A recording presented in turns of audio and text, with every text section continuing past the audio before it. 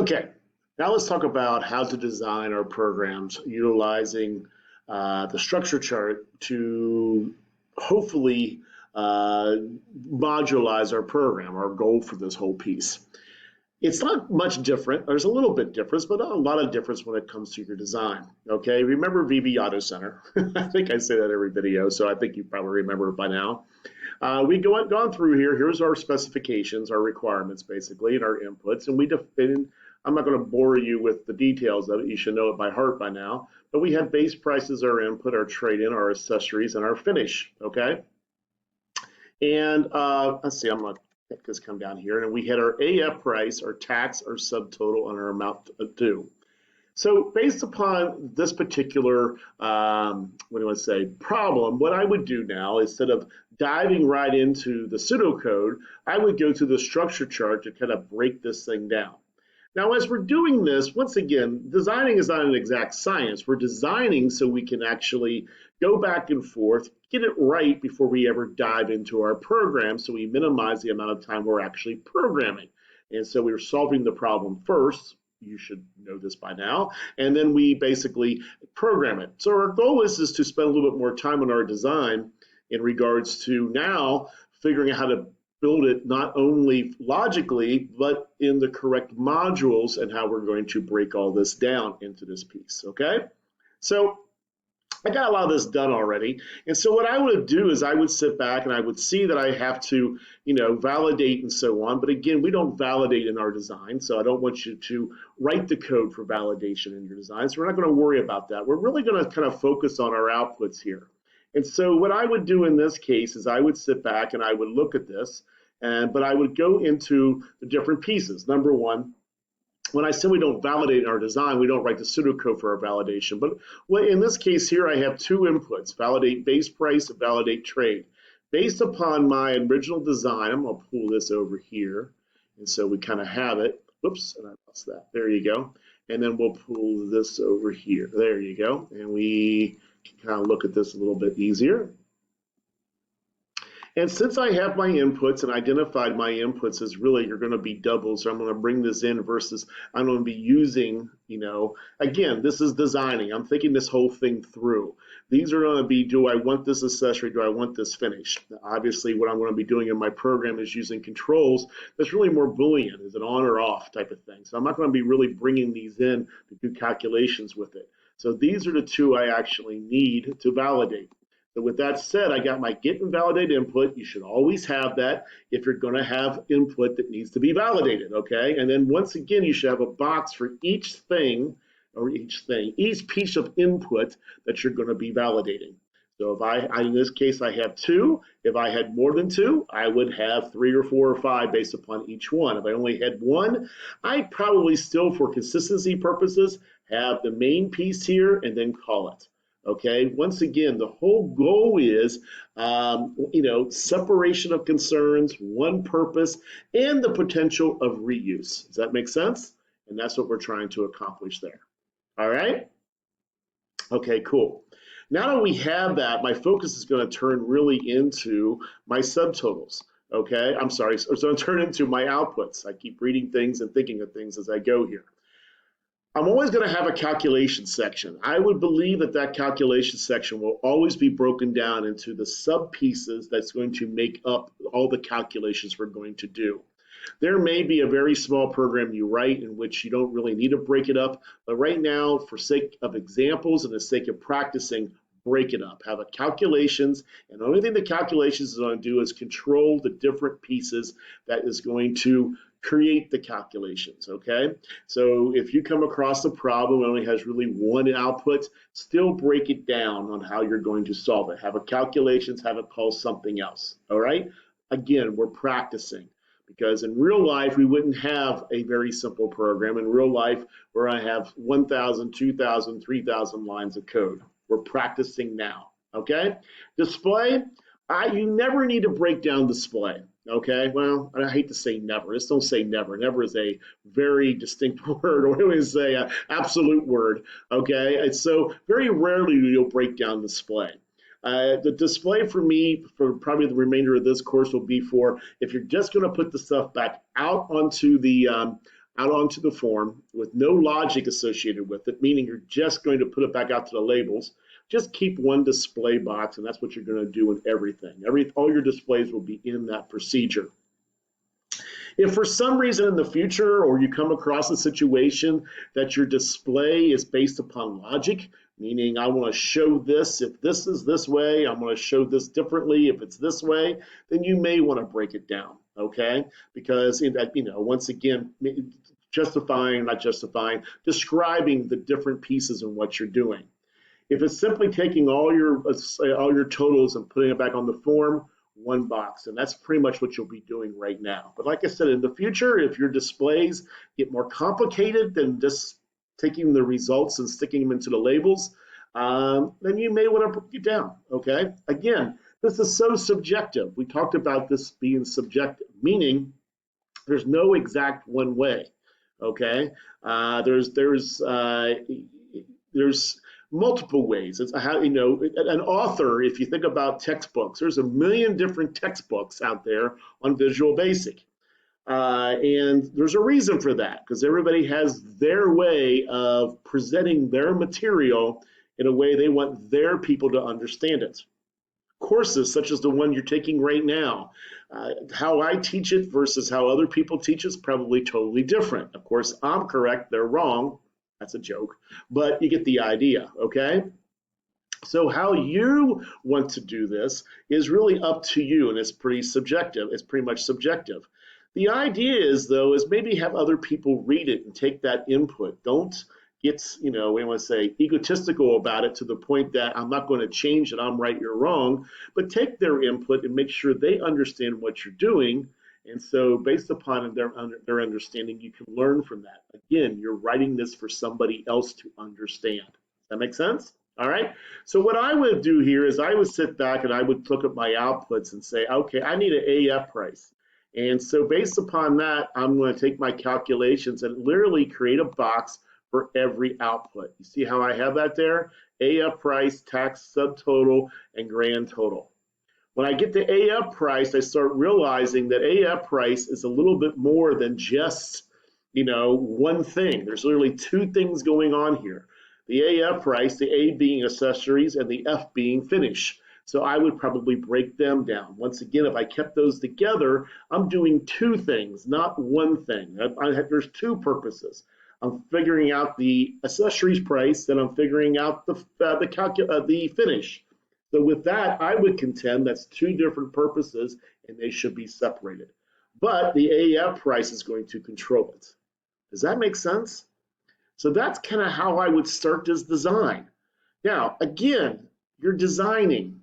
So what you may do is you take a stab at this and say, okay, this is what I think I want to do. And then you keep going with your design in regards to the pseudocode and so on. If you realize you need to do something else, you realize you need to break it down more, you realize you shouldn't be breaking it down, you come back and you modify. But when it's all said and done, you want this to be correct. Because here's the kicker, okay? For every box you have on this structure chart, you should have a procedure once you do the programming. There's a one-to-one correlation between the boxes here and the actual different procedures that we're going to create in our program, okay? So if you have, let's see, and again, these boxes are all based upon the main process, okay? So if this is my button click, I will have 1, 2, 3, 4, 5, 6, 7, 8, 9, 10, 11.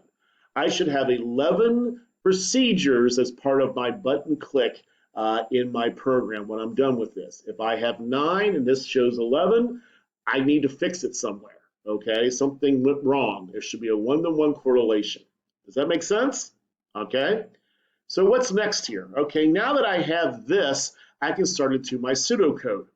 And again, we're not going to pseudocode my validation. We're just going to really pseudocode my calculations. And everything you would do in here, but now what we want to do, in a sense, is pseudocode each one of these boxes, okay? And I would sit back and say, I would probably look at it like this. And you can still do it maybe how you've done it before.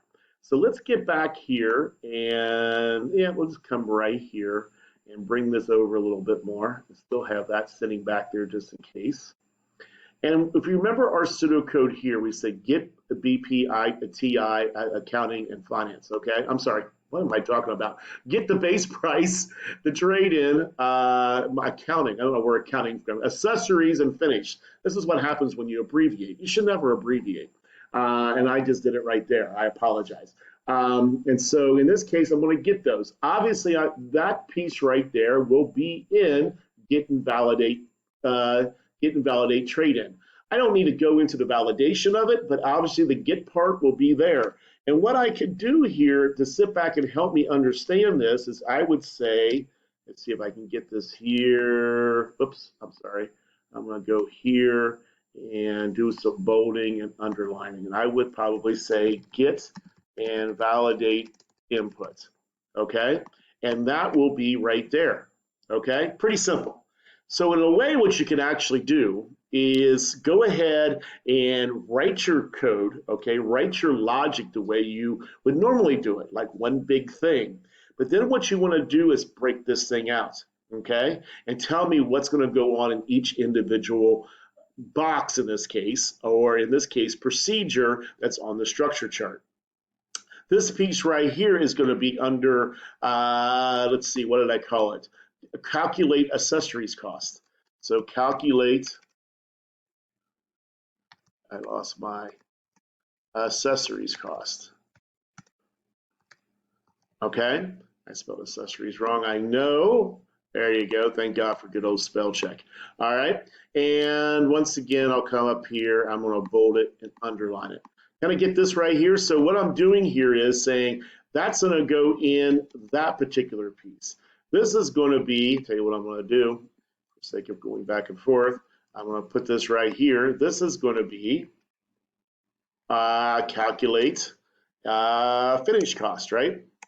And so I'll come right here, and this is going to be calculate, whoops, finish cost. Does that make sense? So that's what I'm going to do in my finish piece right here. This logic right there. If navigation, whoops, I think I made a mistake there. Pull this up and go from there. So what I'm doing here is that I'm saying I kind of did this as is my initial go at how I'm going to break down my program procedurally, okay? And again, you might not completely understand where I'm going with this, but you'll see it as the next videos come and we actually write this all out. I could write the pseudocode for calculate AF price, but it's basically just calling these two. So really what I want to do is tell me what's going to be going on in the logical boxes, the ones that are actually doing the work. And so in this case here, calculate accessories costs is going to be that one. Whoops, there you go. Calculates accessories costs will be, I kind of lost it, there you go, will be, let's see, this set of code right here, calculates finish costs, will be that set of code right there. Calculate tax will be right there. Will be right here. Let me go back here again. All right, calculate tax. And yeah, you're going to sit back and say, gosh, Bob, we're going to have a procedure with one line of code in it. The answer is yes. For right now, the answer is yes. So calculate subtotal. Again, because these are one purpose, one thing.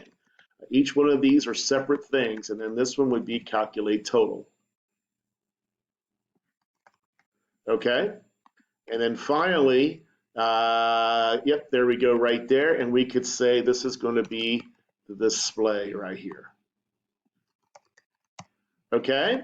And so what we have done here, and you could basically do it this way, I like this right here. If you want to indent this to sit back and say, hey, it's indent all of this, and I know what's supposed to be under there, it's up to you. If that makes it easier to read, makes it a little bit easier for me to read if I indent it under there, okay? And so this is what's going to happen in each one of those procedures that I defined in my structure chart, okay? And so when it's all said and done, it should kind of look like this.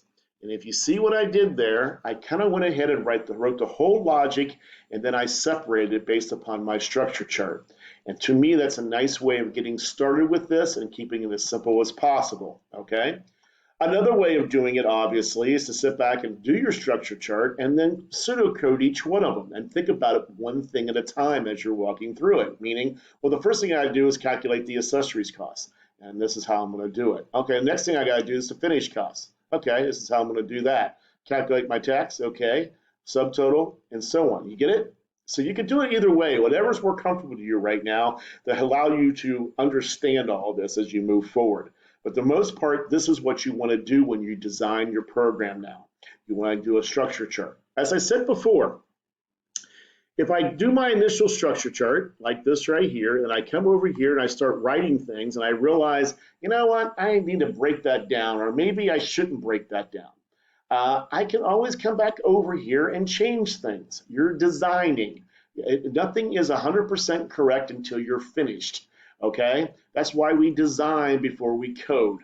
It's a lot easier to do it now, get it all right now, and then it is get into your program and then making that looking, it's going to get messy, especially now because we're also going to be doing other things to get these procedures written. And as you saw a little bit, we have those things in the brackets, variables in the brackets, and what we're going to be doing is passing data around. So you want to get this right, okay? Get how this thing's supposed to look now right, and take your time doing this, and I promise you, you'll end up finishing a lot quicker if you do so. I hope all this makes sense. If not, listen to this one more time, okay? It's not an exact science, so if you're looking for, oh, please tell me exactly how to do this, the only thing I can tell you exactly how to do is this. You will start with get and validate input, calculations, and display. Okay, I have these things numbered in there, kind of like chapters, okay? You don't have to have them numbered, but I do, so display would be 3.0. And then you determine what is it you're validating, and based upon that, how many you're gonna do. And then calculations, what I would do is look at your output based upon your design and have a box for each one of those things that you're going to be determining, okay? Each piece of output that you need to calculate. And then based upon that, based upon the output, determine what needs to happen. If you got to do just one thing, the one box is fine. If you really need to do multiple things to create that one piece of output like AF price is, it's actually two things to create the AF price, then break it down. Okay, that's that simple. And again, what are we going to do with this? We're going to create what's called user-defined procedures in our program. And we'll talk about that in a future video. Hope this makes sense. This is how you design